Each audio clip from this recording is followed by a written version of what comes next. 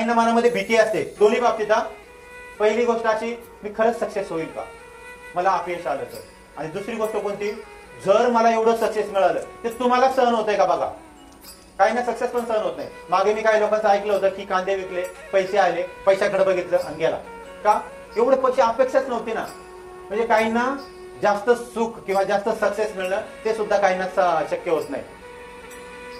आता बघा त्याची आणखी काही काही कारण आहेत बघा की माणसं अपयशी का होतात. आपण रिस्क घेत नाही, त्यानंतर जे काही आपण काम करतो त्याच्यामध्ये सातत्य ठेवत नाही, त्याच्यानंतर आपल्याला लगेच त्याचा रिझल्ट पाहिजे असतो, लगेच आज टाकलं लगेच पैसे मिळायला सुरुवात झाली पाहिजे. नंतर शॉर्टकट शोधत असतो आपण, शॉर्टकट आहे का काही मिळवण्याचा, सक्सेस मिळवण्याचा.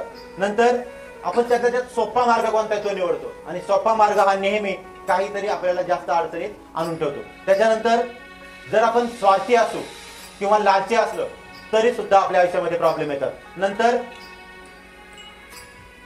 जे काही आपण करतोय ना काम त्याच्यावर आपला अतूट विश्वास असला पाहिजे की हा इथं नाही तर मला सक्सेस मिळणार. तो जर अतूट विश्वास त्या ठिकाणी नसेल तर मात्र प्रॉब्लेम येऊ शकतो. त्याच्यानंतर निसर्गाचे नियम माहित नाहीत आपल्याला. निसर्गाचे नियम मी आज आपल्याला सांगणार आहे. नियम असतात सायन्स सारखे, तुम्ही असं वागलं की त्याचा रिझल्ट असा मिळणार म्हणजे मिळणार, गॅरंटेड. ते नियम सुद्धा मी तुम्हाला पुढे जाऊन सांगणार आहे. त्याच्यानंतर आपण प्लॅन किंवा तयारी याचं काही पूर्वनियोजन व्यवस्थित करत नाही किंवा ती इच्छा मनामध्ये नसते. आपण बहाणे खूप करतो, बहाणे.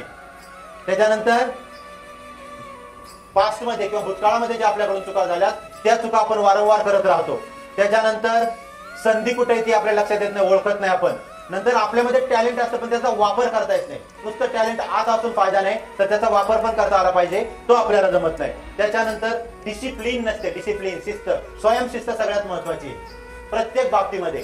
ती नसेल तरी सुद्धा आपण अपयशी होतो. ज्ञान नसेल, जे काही करतो त्याचं नॉलेजच नाहीये तरी सुद्धा आपल्याला सक्सेस मिळू शकत नाही. त्याच्यानंतर ऍटिट्यूड असतो, भाग्यवादी नजरिया, नशिबात असेल तेच होईल असं नशिबावर अवलंबून राहिलं तरी सुद्धा सक्सेस मिळू शकत नाही. हेतू नसेल, आपलं कशासाठी चाललंय काही हेतूच नसेल तरी सुद्धा सक्सेस मिळू शकत नाही. नंतर आपल्यामध्ये हिंमत नसेल तरी सुद्धा सक्सेस मिळणार नाही.